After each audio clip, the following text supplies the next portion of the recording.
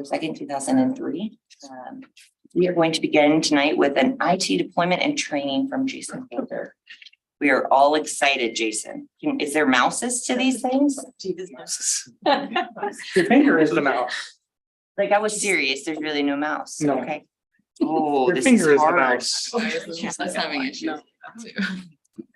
So, council, welcome to this kind of impromptu fill in the blank study session and also new IT devices. So, some of you are very familiar with iPads. Some of you might not be very familiar with iPads at all. Some of you not Apple fans or whatever.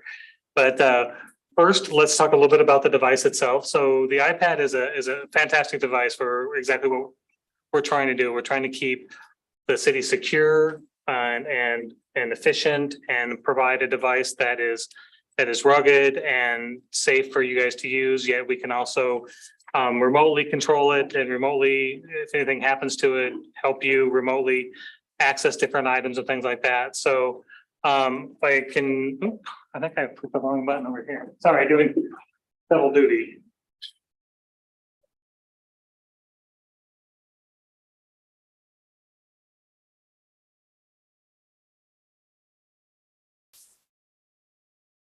Can I get my laptop?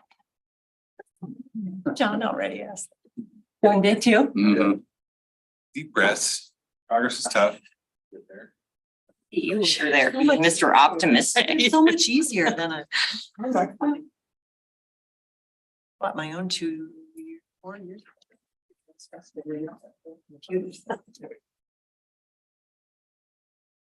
So I have a device in front of me that's the same as the one that you guys have in front of you. We're going to quickly kind of talk a little bit about some of the things about an iPad that you'll need to know.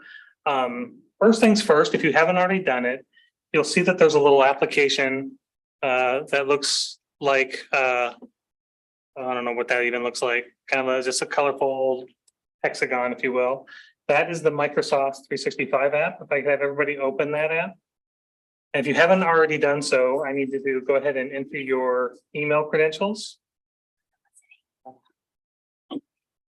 What app? I'm sorry. I got you. Thank you. That's the Microsoft 365 app. So I'm going to enter my credentials into this one.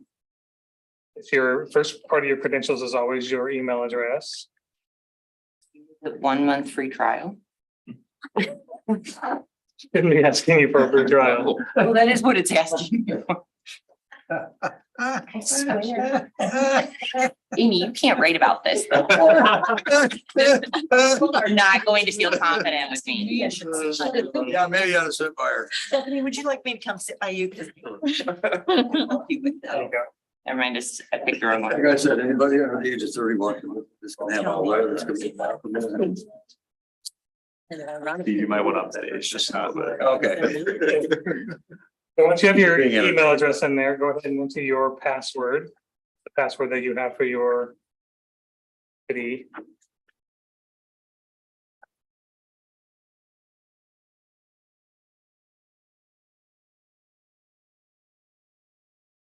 You know, when everybody has something similar to what I have on the screen. It's just really hard. Up in into the teacher thing, walk around behind everybody. I think Amy has everything down so far. I signed in and now it wants me to create an edit document. That's fine. That's what we want to do. When I get behind the class, I don't listen. Yes, all right. Great. Yeah, I'm messing, I'm sorry, I'm already messing around. You're already, I'm just you're curious. overachievers, I get it. I'm got to here early. That's So when you're in the Microsoft 365 app, this is kind of a launching pad for all your different apps. From here, you can access all your different files. You can see different files that other people have shared with you. You can click on files that you've shared with other people. You can click on all your different files in here. So when, for example, when Jackie or Ben or somebody shares a file with you, they will actually appear here. Even if you lose the email or have lost the email in your long chain of emails, all those files will be sitting in here for you to have access to. Down here in the bottom corner, is what's called the app launcher. It's 9 little dots down in the bottom left corner. If you click on that, it'll give you all the other applications that you can launch. So for example, if I wanted to launch Outlook, I would click on an Outlook. Now, some of you have Outlook already set up, some of you don't. So if you don't have Outlook set up, it's going to look like what you see on the screen now. So you should have your email address in there. So go ahead and click on Add Account. And you'll let me if I'm watching you, Mayor. I'm keeping up. Okay, so once it says Add Account, it's going to ask you that this is a US government account. So another big advantage to using this device I is it didn't doesn't, ask that though. I just want you to know that. you just what? It just let me in. Oh, No problem it here. didn't ask you about US government account? Okay, maybe you better hit okay. But is your email open? Yeah. Okay, perfect.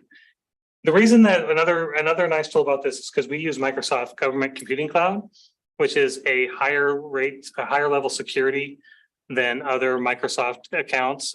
We went through that whole process of moving to Microsoft 365, and then we had to move Microsoft 365 again. That's because we weren't in the government cloud, which provides US based only separate servers than any other Microsoft Office product. So we moved to that to increase our security. So that is basically you're off and running. So at any time you can close apps. I think I had a question over there about how do you switch to different apps on an iPad? If you swipe up from the bottom until you see the little other squares appear and then release, you'll see all the different applications that you currently have running on your iPad. You can switch to any one of them just by tapping it, or if you want to close them, you can kind of flick them off the top of the screen. And then they go away magically until you get back to your home screen.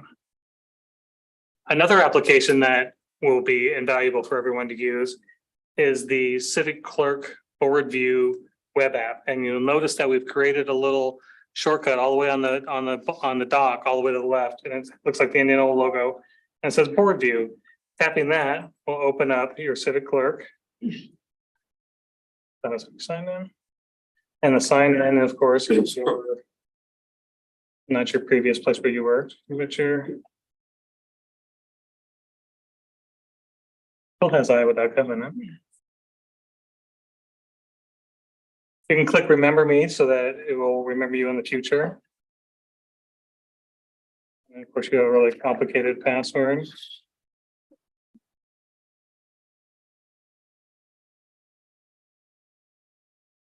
And Civic Clerk is a great place right on here, touch friendly. You can open up our current meeting just by tapping on it. And now you're ready to go through all the great Civic overview items. I'm really not taking up enough time. I'm still locked out of this. Oh, You another email. Oh. We. What is you and not me? I got this Oh, now. hang on.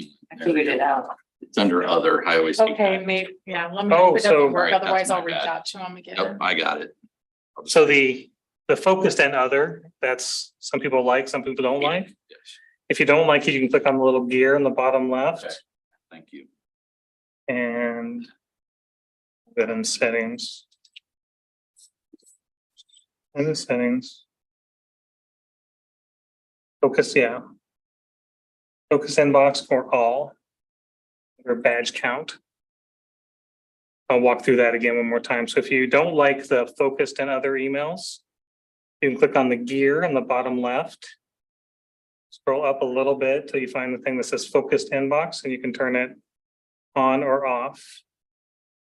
Off obviously means all your email is in one list, not focused.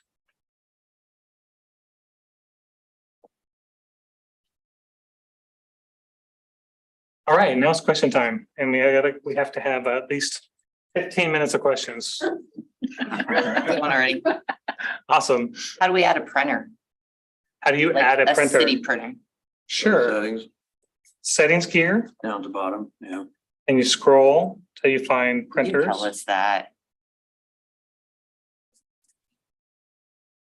Did I go too far?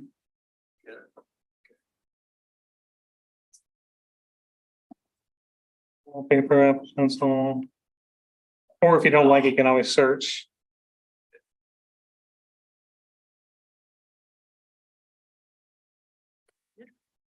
there's plenty of devices. Anybody going down here that? Wait. If you're in a document and you want to print, let's just open a document and print it. So if I open up a document, I hit the little, you'll notice there's a little arrow coming out of a box up in the upper right hand corner. And as it finishes loading the document.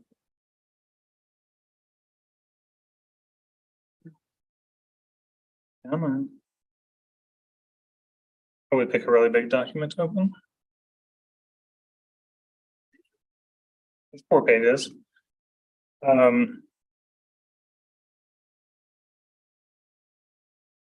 There he goes. The ellipse is actually in the upper right hand corner is your options. So you notice that one option is print. And then what it will do is it'll start searching for printers that are on the network that you're using and give you a list of printers to print it to. So right now I found a DeskJet 2700, which It's low on ink. is low on ink, Somewhere. Mine always says low. I don't know where it's at. but it's low on ink and it's somewhere. Yeah, this is technology fail. Be a scavenger option.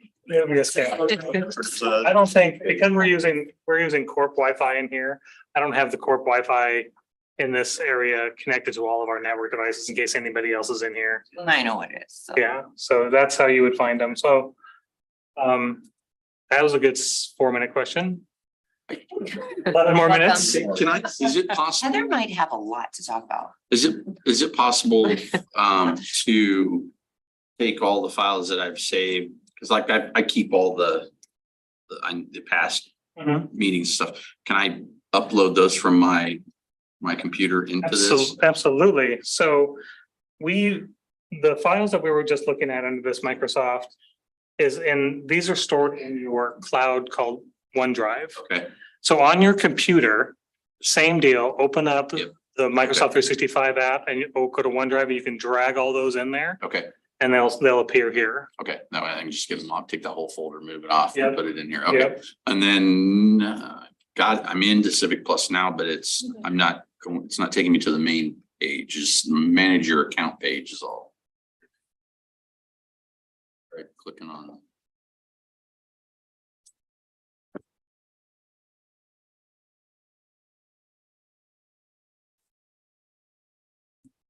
Let's do this. You know where it was. I'll start over. Exactly. There we go. All right, thank Sometimes you. just Yep, reboot and you're good to go. yep, okay. Perfect. No. Study session. We didn't bring our key. So we're study session. Charlie. Really She just. walked in a little bit too late. She's. How was it?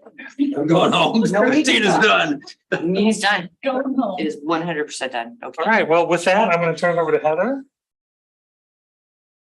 If anybody has any more questions, and if you have some more questions at the end, and you are concerned about the device or anything else, I'll be right back here. Can you get me a mouse? I keep I can going. get you a mouse, yes, you can Go and actually use the connect a mouse. mouse to it, so You'll get used to the touch screen. you can connect a mouse to it if you like. It's a I'll tough get screen. used to it. Touch screen is so much better than a mouse.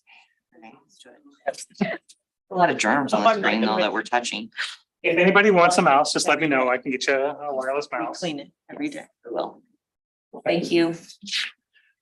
All right, we will move on to our next item on the agenda, which is Heather Human, Director of the Indianola Wellness Center, to give us an update. Good evening. Thank you, Mayor. Hello, Hi. Council. Hello. I'm happy to give you an update of the Indianola Wellness Campus. Heather Hewlin, Executive Director. Excited to share with you all the things that have been going on, update you on where we are. I am also happy to announce I have a couple of our staff people here that are joining me here tonight. So Andrea is our administrative assistant in community outreach. And we have Caitlin Smith, who is our swim team office manager joining us. So thank you for being here. Go ahead and get started. In the transition, we obviously had been under the YMCA and needed to figure out, what does this look like now? Who are we? And so the leadership team and I had been working on that process beginning right when we found out that things were going to start happening. In our work and kind of thinking through, knowing what we knew, where we wanted to go, all the things that need to be dove into, we focused in on who we are and how we felt with the team.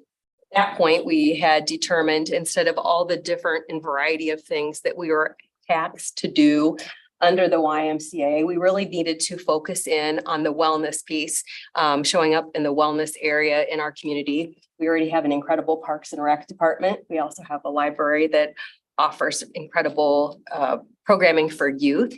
And we don't want to compete with any of that, but want to make sure that we're showing up for the community in a meaningful way that supports what we have in our programming and the incredible facility we have with everything in it. So our goal is to empower our community with a culture of well-being. About the facility, and I don't know if everybody's been out to the facility, but I just want to make sure that I share with you what all the building entails and who we are. We have an incredible facility. If you have not had an opportunity to come out to the campus, I would invite you, and I would love to give you a tour to show you the building. The building has, it's a large building, obviously. It has lots of amenities. We have a community room. The community room is oftentimes used for a meeting space. It can be used for gatherings. We have already started to have some city events there. There's been a couple retirement parties. There's going to be some trainings. So really excited that we're actually able to offer that as well, to support the needs of the city and our peers. We have a social center that is a commons area. A lot of our community members will come in, and sometimes they just come in to utilize that space and be social with other members. We have a learn and play area where we serve youth. That way, when parents are using the facility, they can check their kiddos into a safe environment. They also do programming in that area, educational programming, very engaging. We have a gym and above ground indoor track. We have cycling studio, we have aerobic and yoga studios, and a bar studio. We have strength training classes and equipment. We have cardio area and a functional training area where personal trainers work with individuals, including Youth Fit. We have a racquetball court. We have men's and women's locker room facility, and we have an incredible aquatic center with 2 indoor pools. One's a competition lap pool and one's our rec pool. We have one of the other things that I'm really, really proud of. Not only do we have an incredible facility, we also have an incredible staff team. We have very caring, certified, knowledgeable staff that are focused on safety. And I learned the dedication and commitment of our staff when we were going through the transition, and I'll share more about that in a little bit. But in our staff, we have actually doubled the staff in the city. We have the Learn and Play staff. We have member services who help with memberships, help answer the phones, take care of the upper, lower level. We have lifeguards. We have swim instructors. We have swim team coaches. We have our team manager. We have personal trainers, and we have group exercise instructors, both for land and for water. They're all CPR certified, and all the instructors are certified in their respective class areas. Something also very unique to us is in being community minded, we serve really the cradle to grave. We serve all ages. Our Learn and Play can be checked in 6 months old. And we actually have had somebody in the pool that was over 100 years old. And so we serve youth, teens, we have college students, we have single memberships, family memberships, and we offer adaptive opportunities. The connections that we make sure that we have are not only just for the physical aspects, but we also have mental aspects and social. And we are obviously helping anybody that has a health seeking, but a lot of times it's just community, social seeking as well. As far as population that we serve, I get asked a lot about, is it just Indianola? Our saturation has always been very strong in Indianola, but we also we have pretty large number of members from Carlisle and Norwalk. After the Southside YMCA closed, and we had drew in several of the staff that had primarily been there. We also have a lot of members that are from the south side of Des Moines now as well. Our services include exercise equipment, including the treadmills, all the equipment that we have. We have group exercise classes that like I said, we have everything from Tai Chi, yoga, bar, body pump, active older adult. We are additionally adding more classes. We have 3 new classes that are just starting here in October. I'll share a little bit more information on that in just a bit.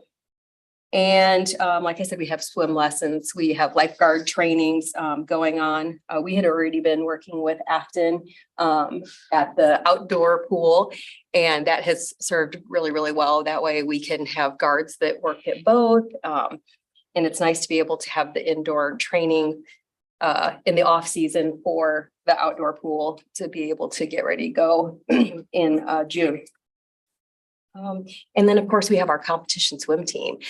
We had a competition swim team before. There was a swim team that was attached to the association that was under the YMCA. And so with Caitlin and Coach Bandy's help, we were able to start a competitive swim team from the ground up, which has been quite an experience, but really, really proud that we were able to do that. That's something that's been very popular, obviously, for anybody who was around even back in 2011, when the community stepped up and said with 70% of the bond issue that they wanted this facility. A lot of that also included the competition swim team. So we're really happy to have that back locally and under our control and be able to lift that programming up. Obviously, having the aquatic center is important to us. Pools are expensive, but it also is something very unique, a niche that we are able to offer. So we're excited to have that piece.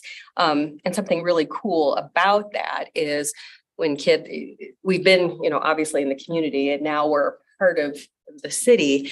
But it's been really fun to be able to see kiddos get checked in to learn and play, go to swimming lessons, and then go through either the high school girls or boys team and on the competitive swim team, and possibly even go into Simpson. I don't think people really always know how often we are open and all the things that we have going on. So this seems like it's very basic information, but I think it's really important because I think it gets overlooked a lot. We are open Monday through Thursday from 5 a.m. to 9 p.m. Fridays, 5 a.m. to 7 p.m. Saturdays, 7 a.m. to 4 p.m. and Sundays from 10 to 4. It's a total of 93 hours a week. So if you're trying to figure out why we have so much staff, it's because we are open a lot of hours. Our competition pool is open for 60 hours each week, and the rec pool is open 49. That's it's a couple hours shorter than normal for us right now due to the lifeguard shortage, which is not unique to us. It's a nationwide issue. But seasonally, we do have that ebb and flow. When we lose high school students, they go back to school. And when Simpson College students, we are really fortunate to get a lot of really great employees, such as Caitlin, from Simpson College also, but they usually like to get a little bit acclimated before they start looking for work. Anyway, and then during the competition swim season runs from now starting in September all the way through to March. With that, we host the 3 competition swim teams, which is challenging, but also pretty cool.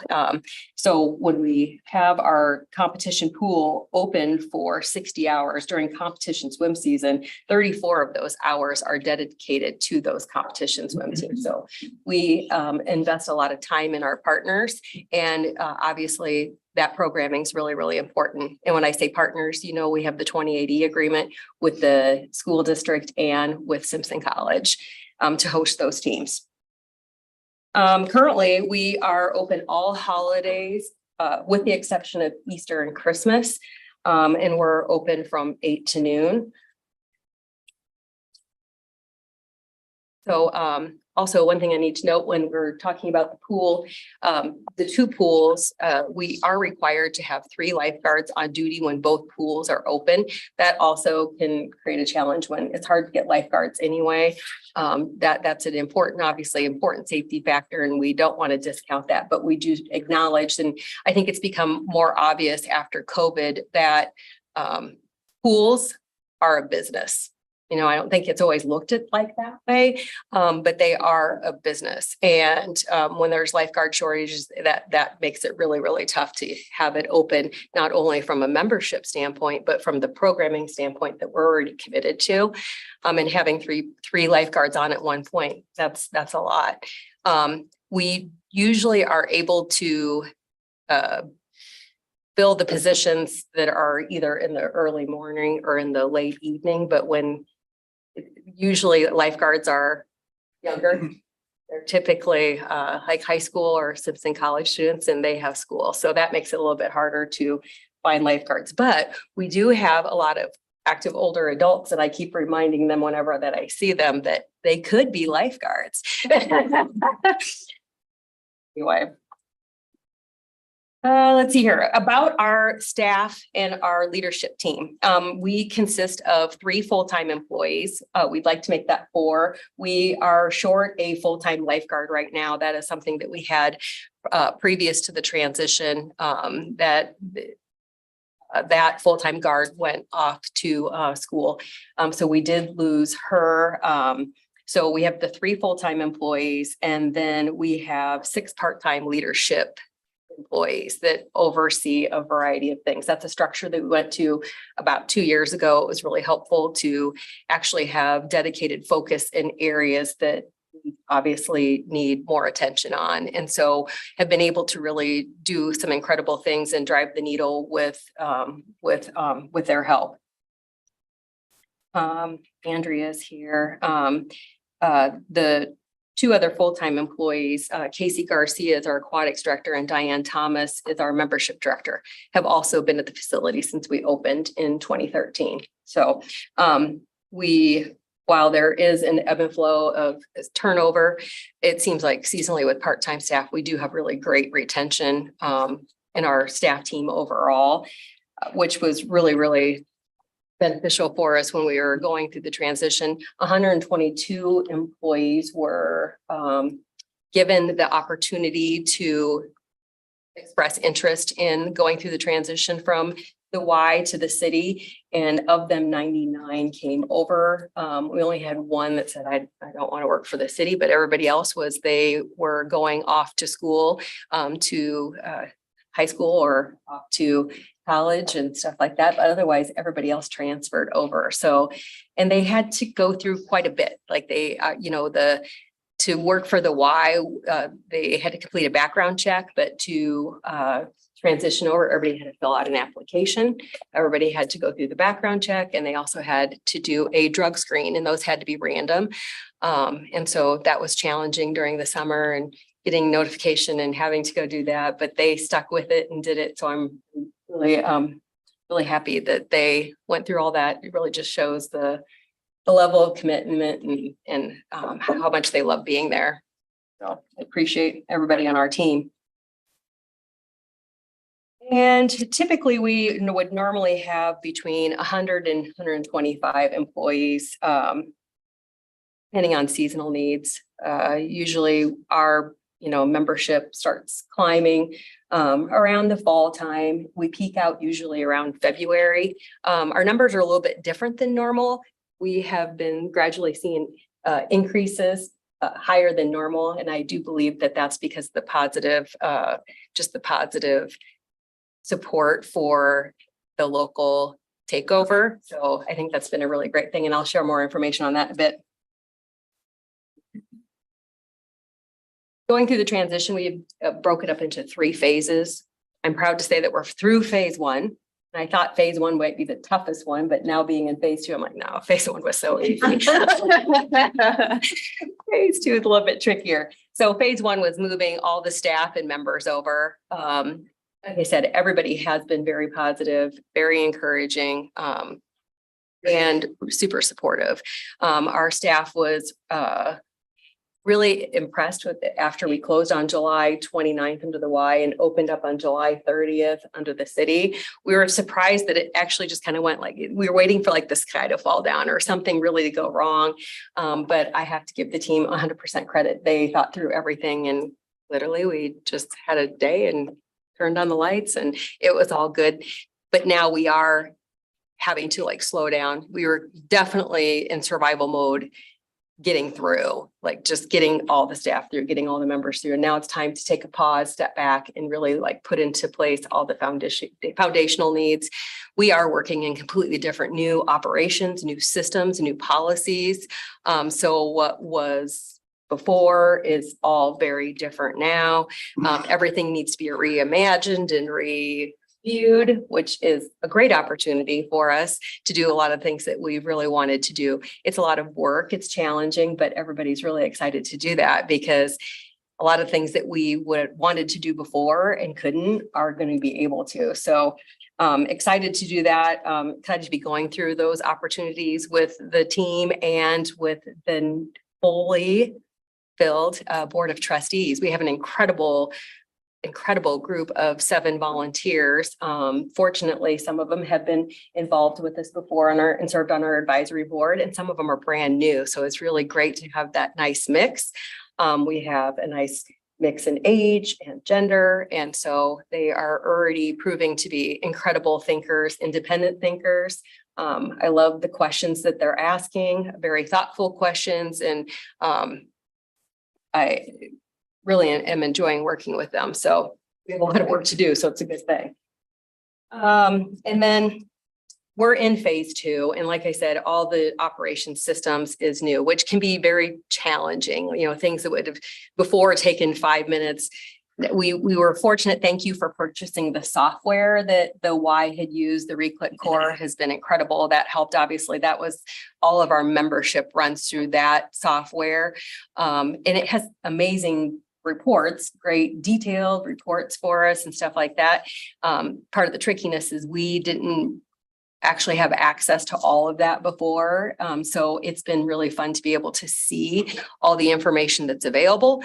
And on top of that, we had supports in the association that took care of different things. So we are having to do more of the back end things in the software as far as like third-party payers, working with the finance team from the city has been, actually everybody's been amazing. HR, finance, IT, we've just obviously had to rely on them for a lot of things, and what they're used to, what we're used to, like we're all figuring it out, but we're definitely trying to figure out what the new normal is. So that's kind of where we are right now, just working out the bugs, not anticipating a lot of changes in phase 2, but a lot of things are being communicated in phase 2. A lot of things are being planned for phase 3. And then phase 3 is when we can start enhancing operations, programming, offering, utilizing the talents of our staff team to, like I said, fulfill the things that we've really wanted to be able to do. What we've accomplished, things that I'm really proud of, like I said before, is the retention and growth from our staff team and from our members, just the overall dedication there. Closing Indianola YMCA, all our operations, it was literally closing down the entire business, all the vendors, all the systems, all the agreements, everything that we had, and then opening with the new contracts, new agreements on July 30th. We had continued programming throughout without interruption. We have officially made it through a couple payroll periods. We've had a couple drafts already happen. I know you probably had lots of questions or heard about the third-party payers. That was one thing that came up quite a bit when we were initially talking about the transition. That was a big question. Will my membership still be taken care of by Silver Fit, Silver Sneakers, all those things? So all those contracts needed to be set up under the underneath the campus, and we've already obviously submitted information for now we're just doing our second month now too. So obviously our community members were very appreciative of that.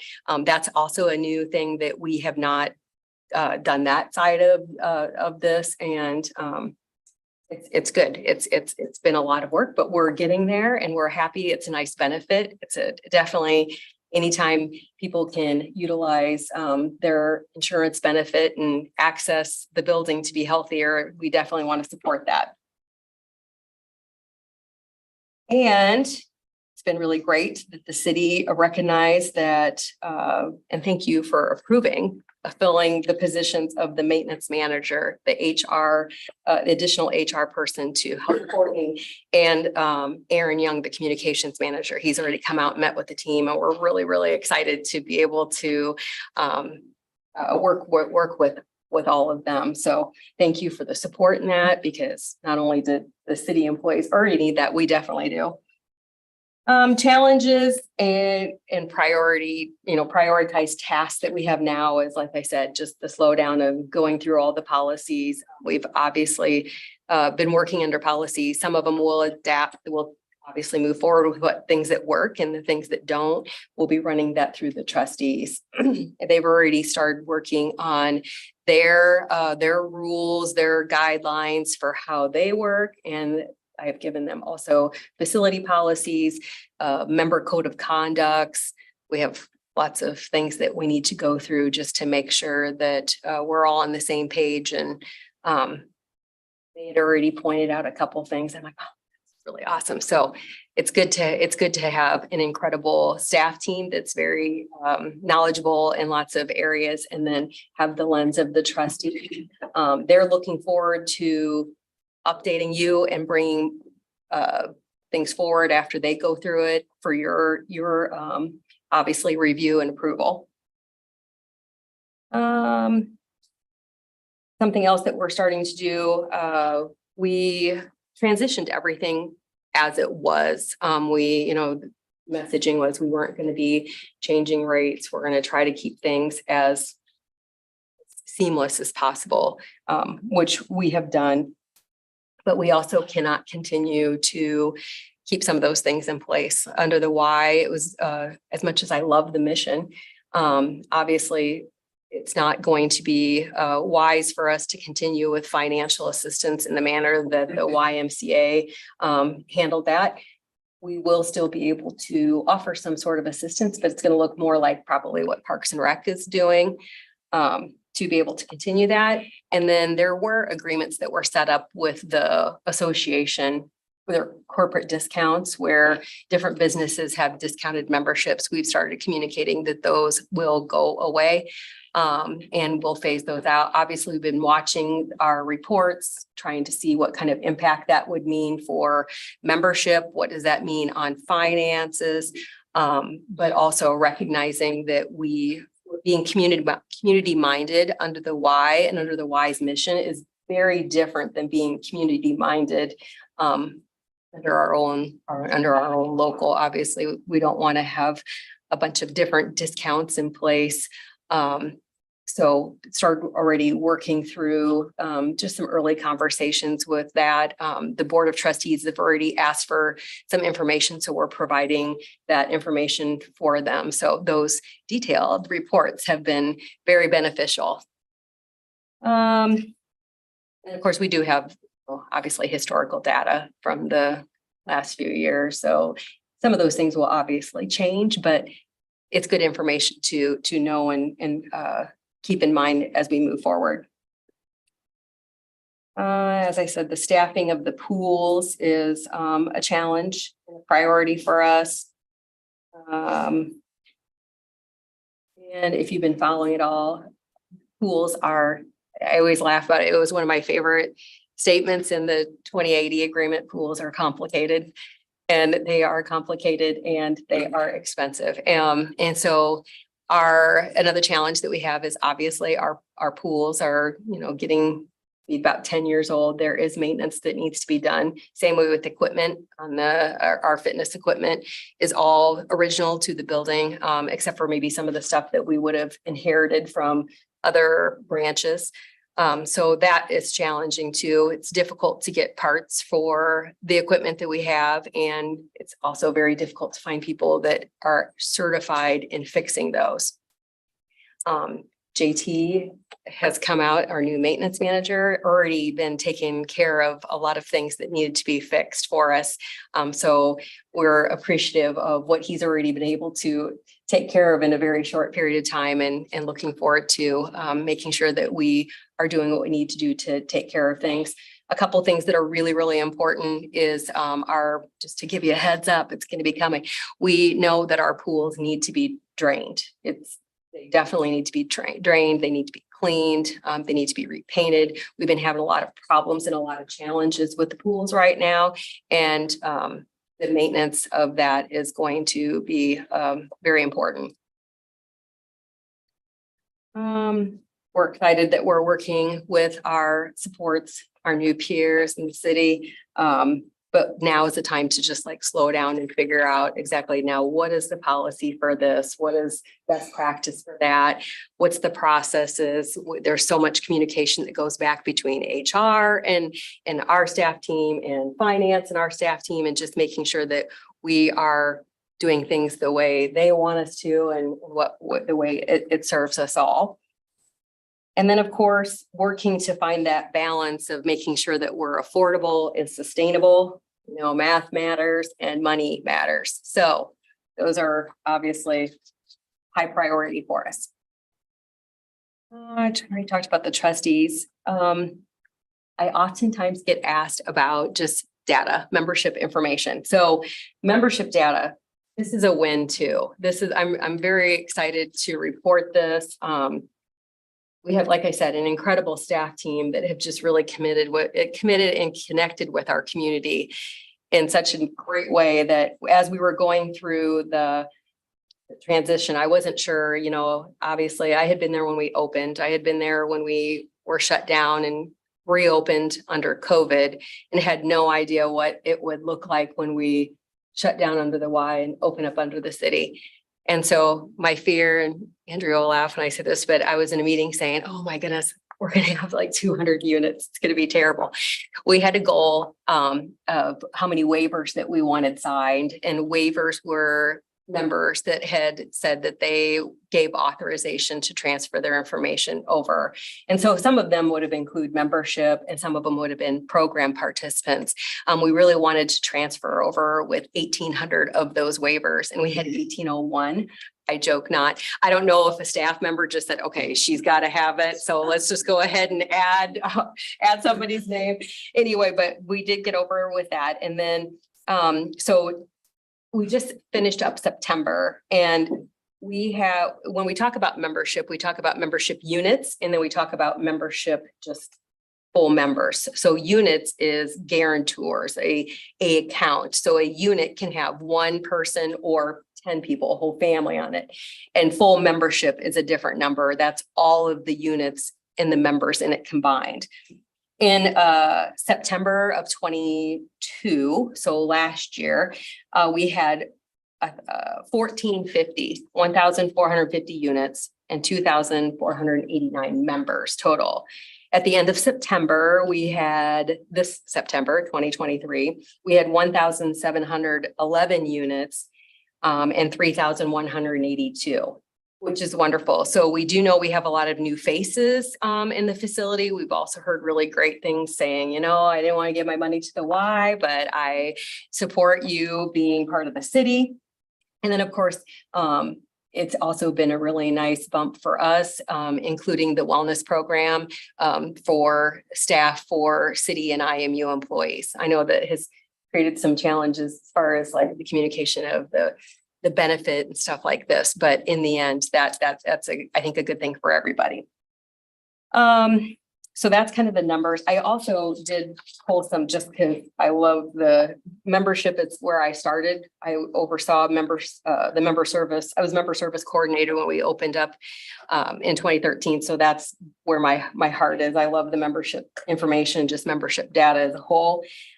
So always trying to pull information to make sure where we are and what we're doing. So when we transitioned from the Y in July of 2023, on August 1st, we had 1,544 units. And so, and as I said, now we are sitting at 1,711 units, and that's a really great increase. I mean, we do start seeing an increase in the fall, but not usually like that. That's a really big jump. Last year, our numbers were, after COVID, when we reopened, we definitely have always had a gradual decline.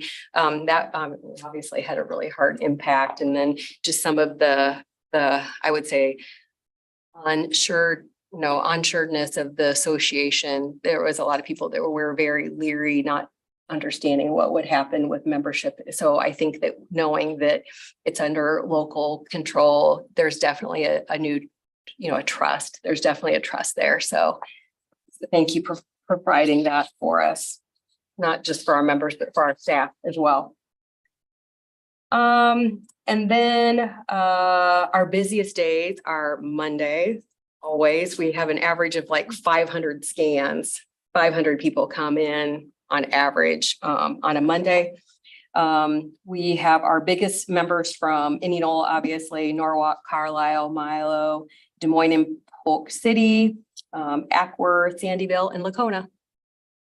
As far as programs go, we are averaging about 600 attendees to our Group X classes. That was just in September's numbers. We are running 62 classes a week. Breakdown of those classes that we have 13 Water X classes each week, 14 Mind and Body, which would be yoga, mental health ones, and then all other Group X classes, there's 35 each week. In our Learn and Play area, we served 321 youth ages 6 months to 9 years during the 33 hours that Learn and Play is open each week. And then we have youth strength fit classes that are going on, and that's consistently serving middle school and high school kids. There's at least 20 kids running through that each month. So they're working with personal trainers and learning the correct way to work their body and use our equipment and become stronger. And they have also paired that with our swim team. They're offering some of those classes to balance out with the swim team schedule. So last year, kids that participated in Youth Fit, they actually saw a decrease in their times and were pretty successful. And with that, I would love to bring up Caitlin, if I could. Caitlin Smith, like I said, she is our swim team manager for our Sea Turtles is what we are. We're pretty excited about that. Caitlin is also a swimmer on the Simpson College team. So Caitlin, you want to share a little bit? Caitlin has been very helpful as youth. She was involved in competition swimming and did a lot of like the whole bylaws and governmental side of. You go ahead and share all your stuff. Thanks, Heather. Yeah. Good evening. Thank you for having us. So I'm Caitlin. I'm the team office manager currently. I've been in the sport of swimming for 11 years now. I'm from Minnesota originally, so I served on the Minnesota Swimming Board of Directors for a year, was a voting member for 4 years. So very familiar with the administrative side of swimming, and has been really fun to bring it here. So like Heather said, we, closed down under the Y, opened as an entirely new business. So the same had to go for the swim team. We were originally part of the Greater Des Moines Marlin swim team. And that was really great. We were excited to have the opportunity, but it also came with a lot of restrictions and a lot of kind of legislation type things that we weren't fans of, because there were so many branches that they had to keep everything the same that we couldn't really run the kind of program that we were looking to run. So we were very excited about this change to be under the city. So starting in May, we started to develop our new team, the Indianola Area Swim Club, the Sea Turtles. And we developed new bylaws, new website, new billing system. We joined a league called the Greater Iowa Swim League. It's a league of multiple small-ish towns in Iowa who swim against each other. And we have also recently become accredited by USA Swimming, which is the national governing body of swimming, which is very exciting and offers our swimmers a lot of alternate competition opportunities. And USA Swimming serves swimmers from the first day of practice all the way to the Olympics. So there are lots of opportunities to learn and grow within that organization that we're excited about. We have had lots of marketing push, which is something that we've never gotten to do under the Y before. And so we have lots of interest for new people on our team. We have had 30 swimmers sign up for skill evaluations. So people who are brand new to swimming, brand new to the sport, and want to come join our team. So that has been exciting.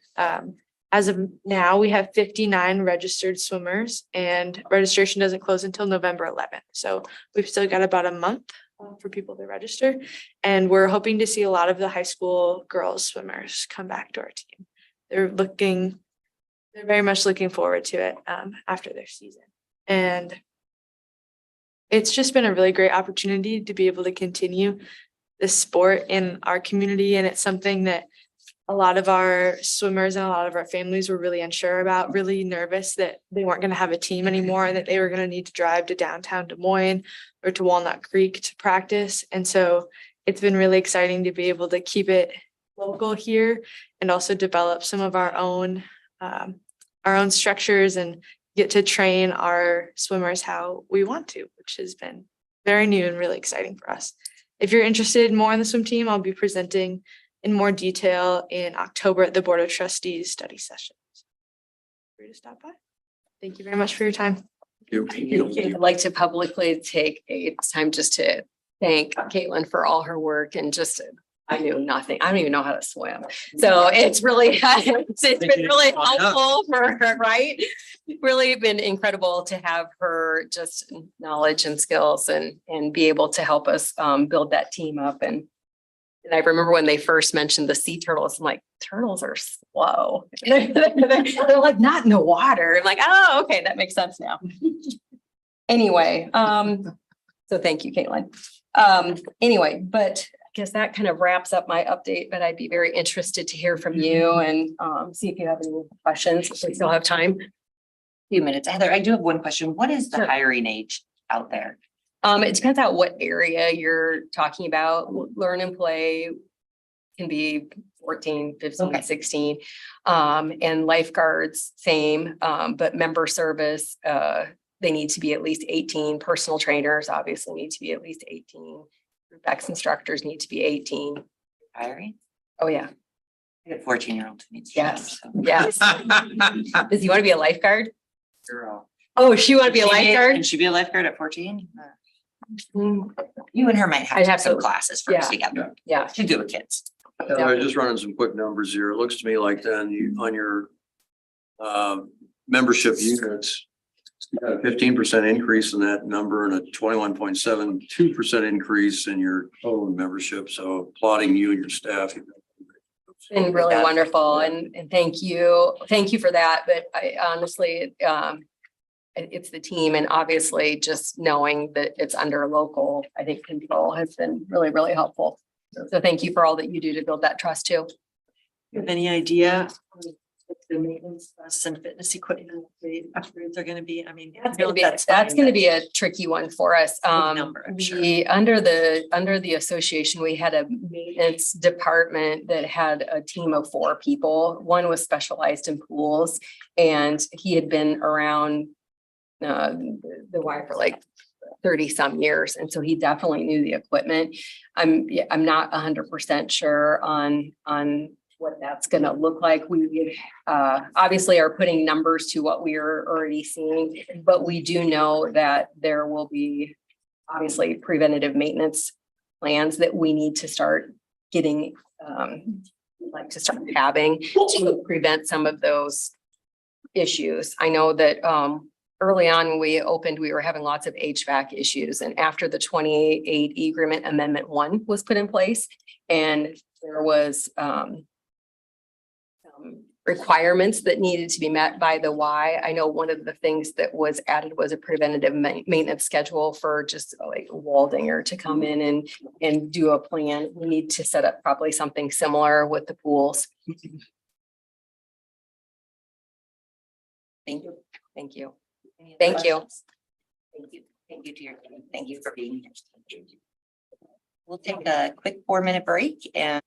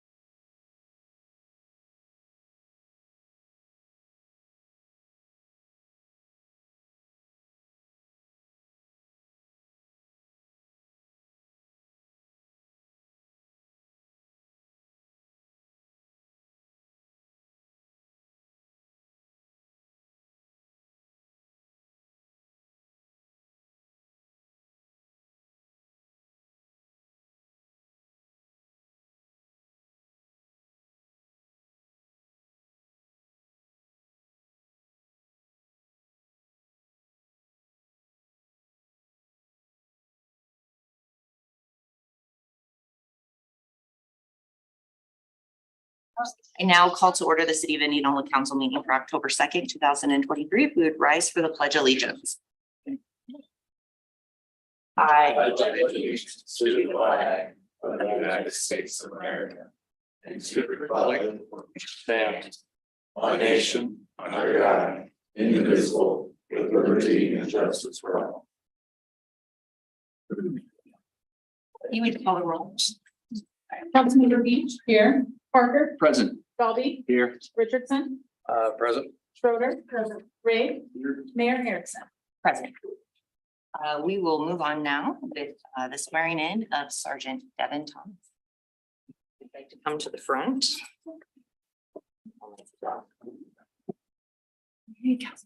Everyone can scatter then when we do pictures. And then we can have your family come on. Yeah, my snap. Just trying to get you another kid over there. I'll have you repeat after me, but we're gonna get you a new certificate. No, you're taking.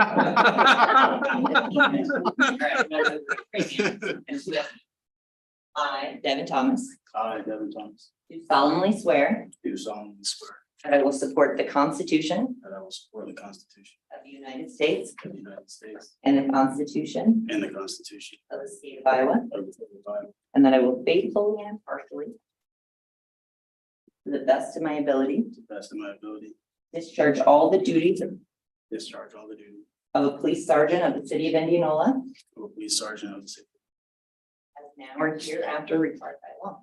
as now or hereafter required by law. Thank you.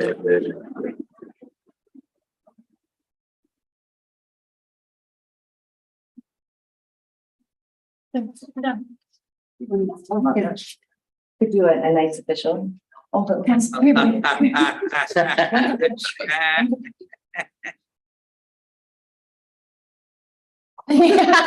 now we get. But you do a really good job.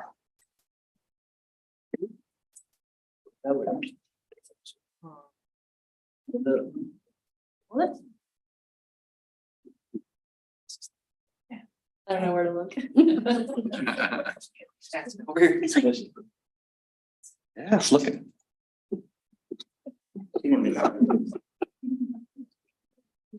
Just give you like mean mugging because I got one more. one was a tail on the floor. Didn't know he was gonna be here for like a week. and get Congratulations.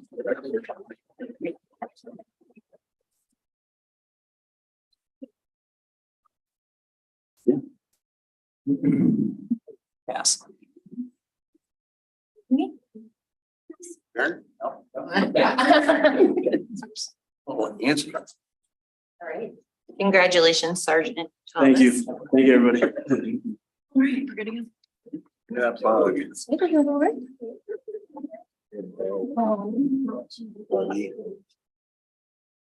That I can take back.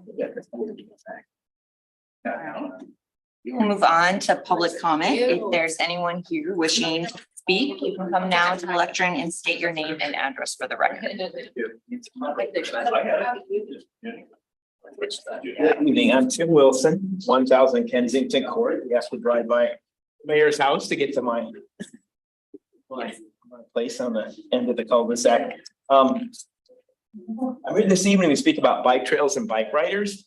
I'm both an avid cyclist and a member of the Indianola Public Arts Commission, but I do not speak this evening on behalf of any cyclist group or as a commissioner.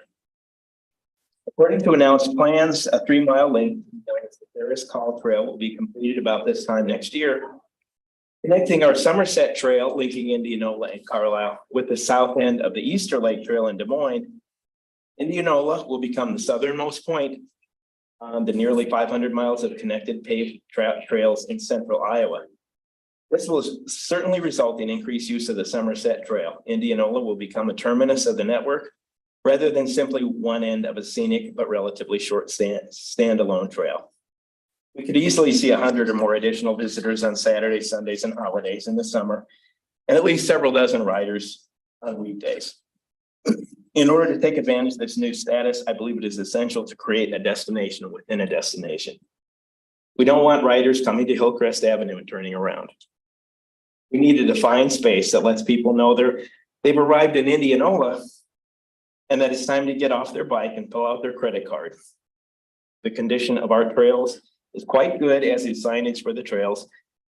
But Indianola covers more than 11 square miles, and our trails extend southeast past our high school to Pickard Park, cover Simpson's campus, and meander to Second Avenue and west out to St. Thomas Aquinas. While these places are appreciated by us locals, visitors are much more likely to want a beer, burger, or ice cream cone than to need a softball field or to offer confession.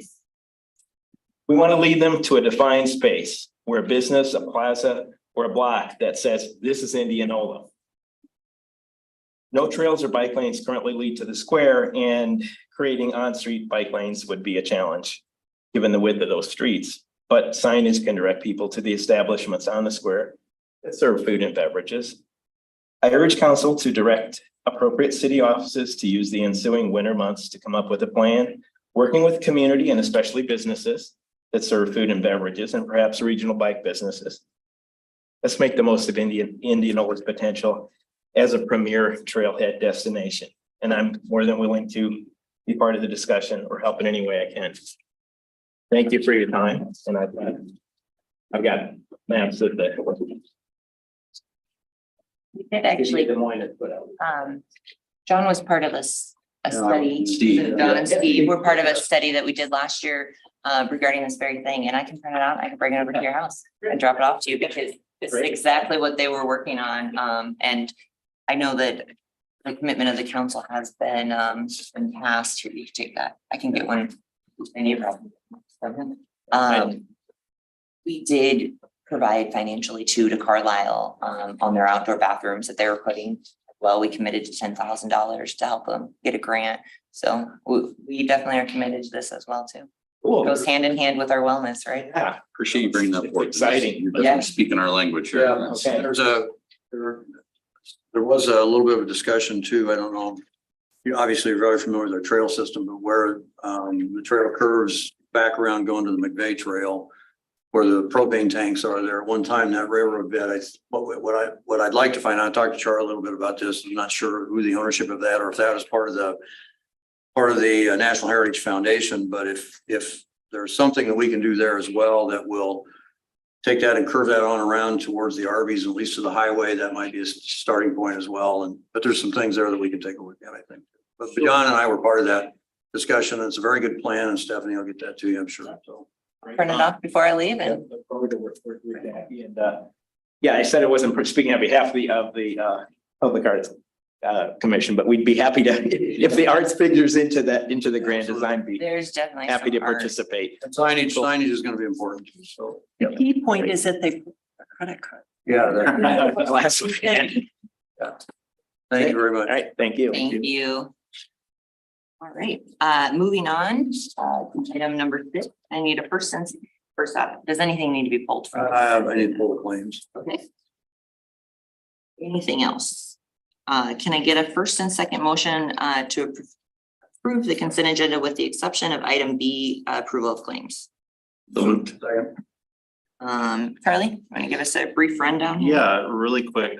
First of all, approval of applications, the Hillbilly Hike for November 4th. That's an event that's actually on the trail that Mr. Wilson just spoke about. So that's, I know, a pretty big event, draws a lot of people. The agreement with Mid-American Energy for the underground electric distribution. I know that was something that Ben brought up to you previously, and that's just to solidify that agreement on that portion. We've got the final pay app for the Boston project, which might be more exciting, I think, for our staff than maybe you guys, but it's a significant point for us just to get that project closed out. That does include a negative change order. There was also a pay app for the wastewater treatment plant that also includes a negative change order on that one. And then other than that, just some other normal items that are typically on your agenda, but if there's any particular questions, happy to answer them. I emailed AP today about second seating on that project on number F on Boston Avenue.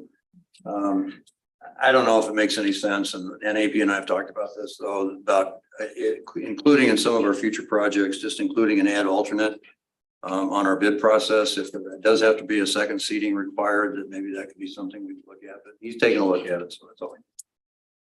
Was on my list as well. So There. Any other questions? Jackie?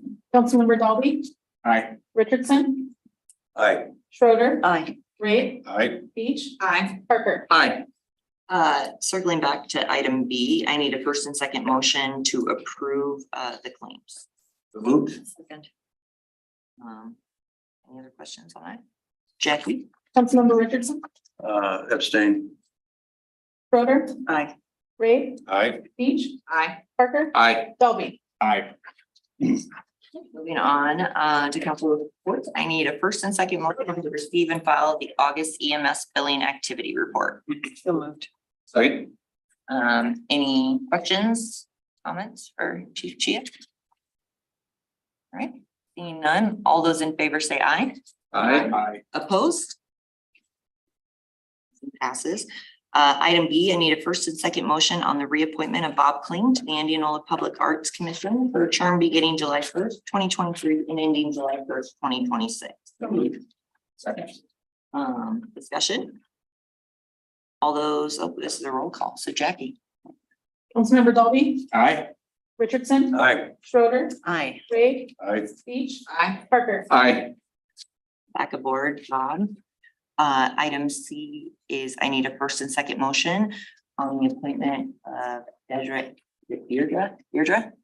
Hoover to the Board of Adjustments for a term beginning July 1st, 2023 and ending July 1st, 2028. Moved. Second. Any discussion? Except for I said her name wrong. Somebody over here knew how to say it. Deidre. Deidre, I had a all cousin right. that spelled it the same, so. Jackie? Councilmember Schroeder, Aye. Ray. Aye. Sorry, I did that wrong. Beach, Aye. Parker. Aye. Dalby, Aye. Richardson. Aye. We got your back, Jack. Item D, I need a first and second motion on the appointment of Justin Nate to serve on the Planning and Zoning Commission for a term beginning July 1st, 2023 and ending July 1st, 2028. Moved. Second. Any discussion? Jackie? Councilmember Dalby, Aye. Richardson, Aye. Schroeder, Aye. Ray, Aye. Beach, Parker. Aye. Something not on the agenda, but I'm gonna ask Steve and Josh if you want to give us a quick recap of the League of Cities annual conference. You want to go first? No, Steve, I'll follow you. Of course you will. All He's right. got a lot of notes over here and he's got highlighting. Oh, geez. We're gonna get out of here. He's by himself. It's on. What I'll do is I'll type up some of the notes, basic notes I took, and I'll send them out to everybody, but Josh and I and Ben and Andy went attended the Iowa League of Cities annual conference in Cedar Rapids this year on Wednesday the 20th through the Friday the 22nd. I was there for the first couple sessions and I think Josh showed up soon thereafter on a leadership seminar. Basically, the whole session of that leadership seminar was on how do we lead in a divided country and in a divided electorate. And one of the things that came out of it was telling our city story. And this kind of goes to what maybe Aaron, our communications guy, can do as well. But basically areas of impact, things that we do on a regular basis that is done that allows us to show folks where we're spending our money and what we have and what we have coming up. And I think that was a pretty good session too. The problem is that they did talk about 4 things that we probably should look at, and that's face your fears and failures, be present, ask a lot of questions, but listen to responses, measure safety, and be thankful for positive and negative comments. So there was some good things come out of that. They also suggested, and I was going to give this to the mayor, an emeritus program. It's kind of a think tank for mayor and city staff, council. Maybe former council members and mayors have name tags saying emeritus, invite them to different meetings, maybe they could be bounce some ideas off of it. That was something they talked about too. So annual business meeting, we attended that. I think all 3 of us were there for that. I attended a blight to revitalization project. It was West Branch they had an old cement plant in the middle of their town, and they had to go through a number of things. It was a 10-year project, literally. But they had a lot of things they applied for. They applied for a brownfields environmental assessment from the federal government, a derelict building from federal and state assistance that was available, They had a fair amount of money in grants that helped them get through a lot of those kinds of things with those kinds of projects. They found that there was some arsenic in the soil that showed up, and that was part that helped them with the brownfields project and being able to get that. And then they worked on some housing credits, because now they're working on multifamily housing in that area. So it was an interesting session, and it was pretty good. I attended a best practices for quality control on streets, utilities, a lot of different things. Talked a lot about bonding and a number of things there, and it was, all of the sessions were essentially good. I also attended a housing in Iowa session. One of the good things is that we've got some opportunities here in Indianola as well, especially with the opening of Williams Terrace and a few other things that we've done too that provide some housing for different groups of people, 55 and over. Iowa has the 8th oldest housing stock in the country, and so there's a lot of things that we really need to take a look at. Take a look in those areas. A lot of different monies available in those kinds of areas through the State Housing Trust Fund. Working as a region to maximize funding. This was on Friday. Talked a lot about QSOs, which I never really knew the name for, but essentially it's the casinos that give money out. I know that we're part of the Prairie Meadows. I guess I am a little ignorant if that goes from the county and then the county distributes that, or if we have, I know we have grants that we actually apply for. I don't know if we're stuck into a specific QSO and that's the only one we can work with, but I was kind of wondering about Lakeside Casino and what their QSO is in their area. And I don't know if that might be something we can look at as well, but it was an interesting session too that we talked about. So those are the things I attended. So Josh, I'm going to turn it over to you. Yeah, it was a good conference. The first night attended a first time attendee reception, but then we spent some time in the exhibit hall. And for me, that was nice to connect with a lot of architects and engineers that I know and just for what they think about us. And it's nice to hear, there's people excited for a lot of the things that are happening here, and people actively want to be involved in a part of it, right? I mean, that's their job to want that, but it's also good to know that we have stuff and we're on a lot of people's radars. I did that blight to revitalization class with Steve as well. And it was interesting, and it's something that Ben and I spent a lot of time talking about since I've been on council too, is just the importance of that, really that 10-year plan, that vision, and the need to really forecast out a lot of that stuff and plan these projects that roll one into the next and the importance of all aspects of that, from even the marketing and the outreach to get the excitement and then working with different grants and bonds and all the different stuff that would be available for. So that was really it was nice to see that done. It also highlighted the importance of getting developers on board with you. You have to have the right mindset and a development partner to do these projects the right way. Because a lot of times in towns now, West Branch is smaller than us, but you have to have, it's not your traditional redevelopment project. You have to have some people that really have the vision to want to do, some legacy type stuff. So that was really important. Ben and I took a marketing class together and ended up in a municipal bond class together as well, that I honestly was really concerned that I signed up for that one, that I was going to be bored out of my mind, but it was incredibly, I learned a lot. It was incredibly insightful, and just it's the area that we obviously are moving a lot of stuff in and just what we can and can't do. And Ben and I had some good discussion about what we can utilize on projects coming up, and Ben will have very intelligent things to share about that, I'm sure. So that was a great conference. It was great to spend time with Steve and Ben and Andy, city officials, and go from there. I think that was probably one of the best things, is that we were able to spend time with people from small communities as well as large communities and talk about some of the various things that their concerns are about different things. And I, the networking, the talking and the interconnection, and then the fact that, like Josh said, that, we'd had opportunities to eat dinners and meals together. And so that it was time to talk about a lot of different things and compare notes. So I would highly recommend that some folks go. I was elected to the board of the Iowa League of Cities. So I'll be doing some things with them, and I'll report on that as well. And Deb, I think if you guys could take back to your board as well, there were a number of things for utilities at that meeting. I know that's not a group that you're involved with, but there were some good things that came out of that. So I don't know if maybe one of your members or board members or staff or somebody would like to maybe think about attending that in the future.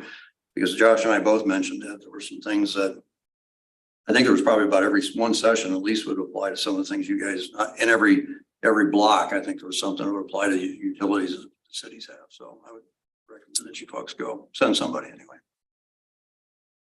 Thank you. We will move on to the mayor's reports and community update. Been a lot that happened the last 2 weeks. I did go to the hideout and read a proclamation on September 23rd, for Keenan Bush Day. We do have a lot going on this week. So tomorrow we have 100 Women Who Care kickoff event that's held at Simpson, and anybody is welcome to come. It starts at 5 p.m. There's a social hour, and then at 6 p.m. we'll begin the first meeting, and these will be held, I believe, monthly, quarterly. All right, yeah. So tomorrow the goal is to raise $10,000, and then that will be given back to a nonprofit here in Indianola. On Wednesday, community development is having informational meetings regarding the facade improvement grant. Those are at 9 a.m. and 6 p.m. here in the city council chambers. Thursday, the Mayor's Youth Council, we will be going to the Jesse J Sanctuary in Kroll. This is an excellent time for us since our Mayor's Youth Council event is to raise money for families who are battling breast cancer, and those will go to families here in Indianola. The Spellerberg family built a sanctuary in honor of their late daughter, Jessie Johnson, who passed away after a 2-year courageous battle with cancer. The sanctuary provides a free getaway for cancer patients and their families. Mayor's Youth Council will be doing a pink owl event at the football game on October 13th versus ADM. They'll have a 50-50 raffle, and then the proceeds will again go to Indianola families. We will be passing out pink ribbons and ask everyone to wear pink. And then on Friday, I have my first meeting. Jay Byers, president of Simpson, and I are co-chairing the Town and Gown Committee, bridging the gap between local residents and students and seeing how we can work more positively together. Ben and I had a great meeting last week with Jay and solidified that the elephant that is in front of the car wash on the west side will be relocating to Simpson by the football field. So thank you, Lee Adams, for generously donating that to Simpson. I think it'll go great with Thunder. And then we have a library trunk or treat. So anybody have an idea on costumes? Like you're behind the 8 ball. I don't know. I know. All right, I'll send out a text. Because if you guys let me do it, it'll go all out. All right. We figured that right.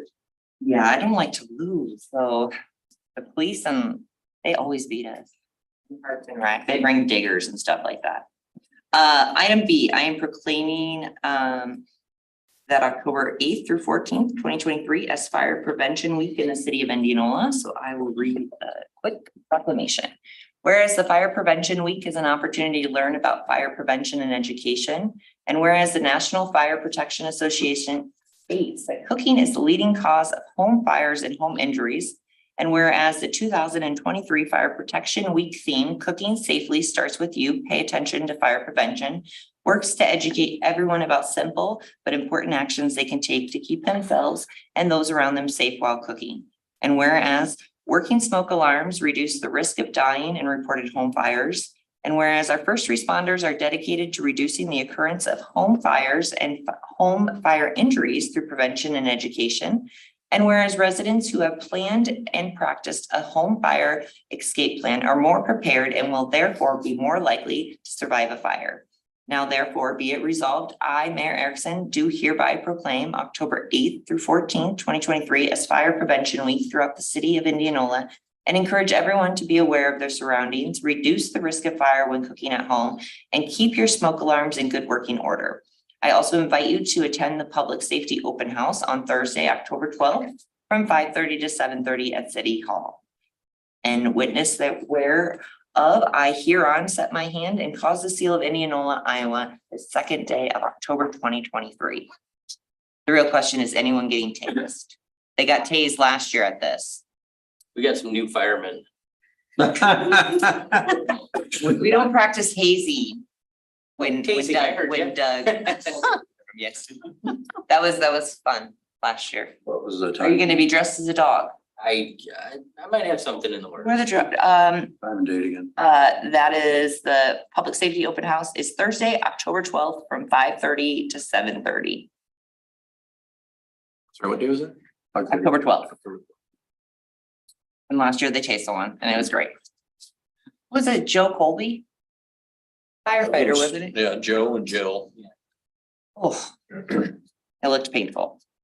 All right, moving on to item C is a proclamation declaring October as Community Planning Month. This one's all about Charlie and his department. Whereas change is constant and affects all cities, towns, suburbs, counties, boroughs, townships, rural areas, and other places. And whereas community planning and planners can help manage this change in a way that provides better choices for people's work, lives, and play life. And whereas community planning provides an opportunity for all residents to be equally involved in making choices that determine the shared vision of their neighborhoods. And whereas the full benefit of planning requires public officials and citizens who understand, support, and demand excellence in planning and plan implementation. And whereas the month of October is designated as National Community Planning Month throughout the United States of America and its territories. And whereas the American Planning Association and the Professional Institute, the American Institute of Certified Planners, endorse National Community Planners Month as an opportunity to highlight the contributions sound planning and plan implementation make to the quality of our neighborhoods and environment. And whereas the celebration of National Community Planning Month gives us the opportunity to publicly recognize the participation and dedication of the members of our planning commissions and other city planners who have contributed their time and expertise to the improvement of the city of Indianola, Iowa. Whereas we recognize that many valuable contributions made by professional and community and regional planners in the city of Indianola, Iowa, and extend our heartfelt thanks for the continued commitment to public service by these professionals. Now, therefore, be it resolved that the month of October 2023 is designated as Community Planning Month in the city of Indianola, Iowa, in conjunction with the celebration of National Community Planning Month. Thank you, Charlie, and thank you to your team for all you do. All right, we will move on to item 9, new business. I need a first and second motion on the first consideration of an ordinance amending the sections 1504 and 1706 of the city code of the city of Indianola for the purpose of increasing the compensation of the mayor, city council members, and members of the Indianola Municipal Utility Boards of Trustees. So move.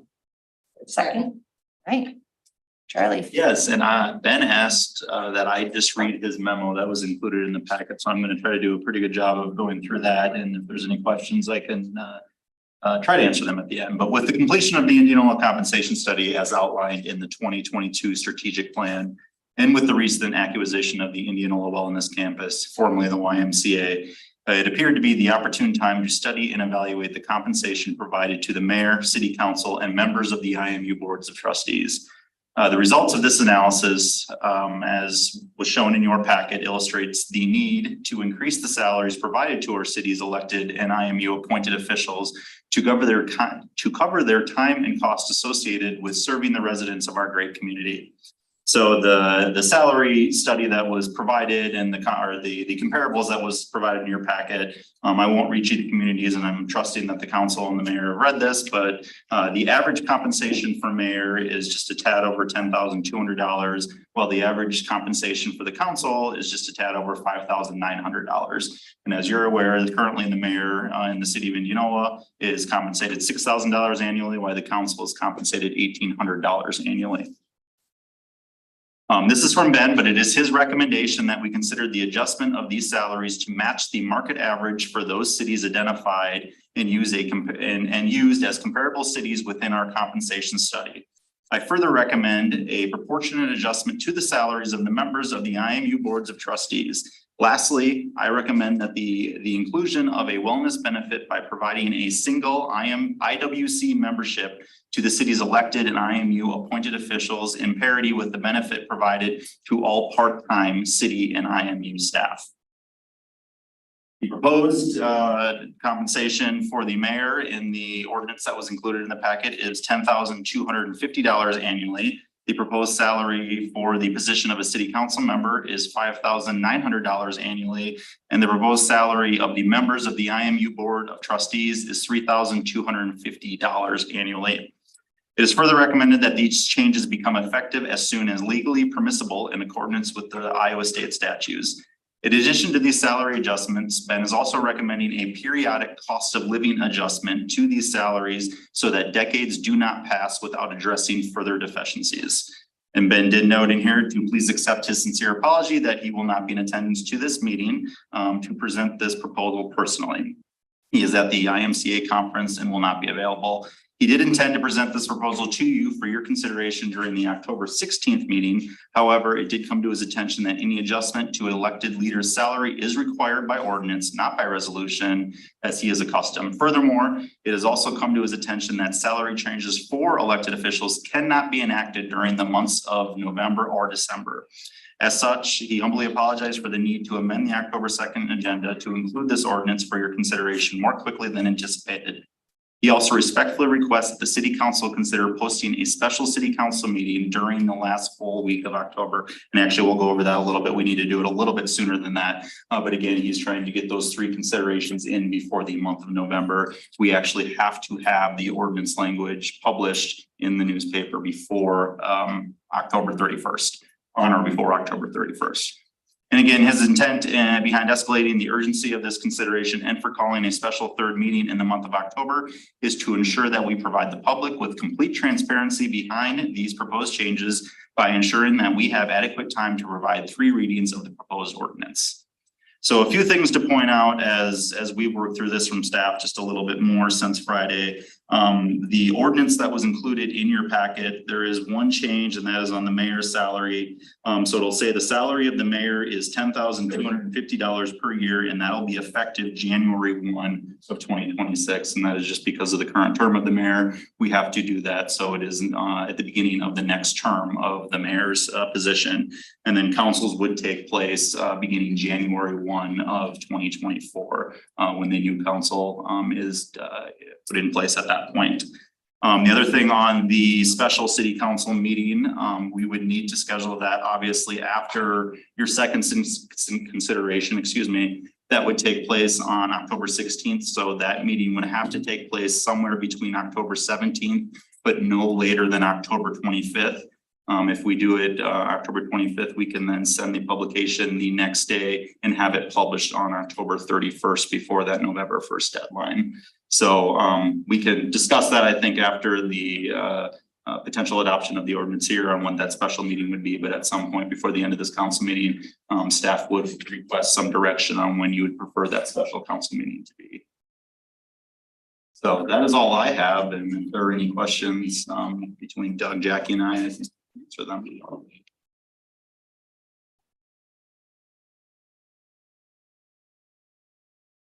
The IMU board paid from the city, or they paid from IMU?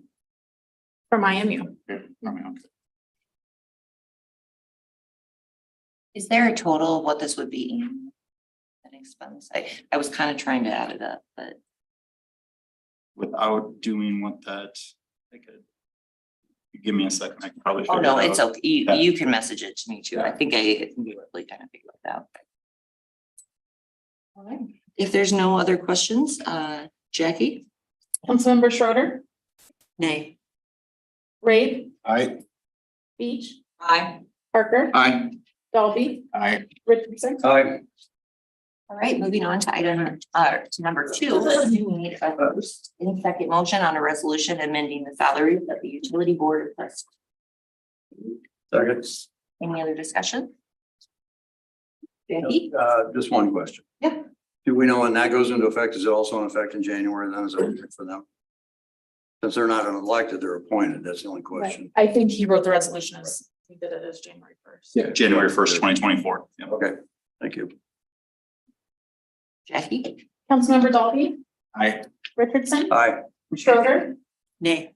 Ray, Aye. Beach, Aye. Parker. Aye. Right, moving on, Ben is excused to attend the ICMA annual conference in Texas. So Charlie, do you have anything Yeah, I else? got just a few things that staff asked me to go over this morning. So first of all, the Des Moines Airport's groundbreaking ceremony is this Wednesday, October 4th. I believe that information was sent to council. If not, we can get it to you. But that's at 10 a.m. So we wanted to make sure you were aware of that open house coming up here on Wednesday. The mayor mentioned the downtown Passat Grant open house that's taking place here this Wednesday at 9 a.m. and 6 p.m. in this room. The Healthiest Walk at the Wellness Center is happening this Wednesday at noon. So if council has not signed up and you want to sign up, we would encourage you to do that. The Iowa League of Cities has partnered to see who can hold the largest registered community-wide walk in the state, and the city with the highest percentage of population registered will claim first place and $1,000 cash prize to continue encouraging healthy habits in the community. You'll recall we had the sale of land to Habitat for Humanity earlier this year. I don't remember the exact date and I apologize for that. During that meeting, we had some discussion about possibly doing a staff and council day to help out with that. We've been working with Habitat to try to pinpoint a day and trying to make sure that we were kosher with everything as far as workman comp and stuff like that. But we did propose Monday, October 9th. I know that's a week from today. And what we're going to do is tomorrow is we're going to send out some signups because the way Habitat is asked to do it is they want to do it in groups of 6. And they want to do it that morning from 8:30 to 1. So we're going to do 3 different groups of 6. And if we get more people who want to sign up after that, we'll have to look at an alternative date, but we can at least accompany, I think, 18 people who want to help. But we'll get an email out to the council and staff tomorrow on that, but I just wanted to make sure you were aware of that. Wanted to quickly just, I think, go over some of the social media items we've had out there since Aaron's been on board. I think everybody saw the disc golf video this week and we've had some pretty good feedback with that. As well as the GFOA Distinguished Budget Presentation Award, which we did receive again this year for the 7th year in a row. So congratulations to Andy on that. I know Andy would give congratulations to everybody else who's helped out. But I just wanted to make sure council is seeing those videos because I think it shows what Aaron's able to do and really giving us some better quality videos that we're putting out on social media. So if you haven't seen those, again, encourage you to look at them. But Those on the website too. I don't know if they're on the website or not, but I know they're on social medias. Is it the budget one is? Can we find it someplace other than Facebook? We can also send them to you. John doesn't like I hate Facebook. I despise it. Twitter, Needs to be LinkedIn, on anything like Yeah, that. Twitter, you name it. I don't I want can to show it here right now if you want. Send us, Twitter either? I don't like any of it. send us a link on, just. There's such good sports stuff on Twitter. You guys want to watch them right now? We can probably get them pulled up. If that's all you had, is there anything else you had? One other thing is we just need to figure out that date for that special meeting. So again, it has to be sometime between the 17th and the 25th. The 2 conflicts that we know of, October 19th, there is a conflict. And October 24th, we have both planning and zoning commission meeting in this room. However, that is also the night for the council candidate forum. So I would encourage you not to do it on the 24th either. Do the 23rd, just do the next Monday, or is that?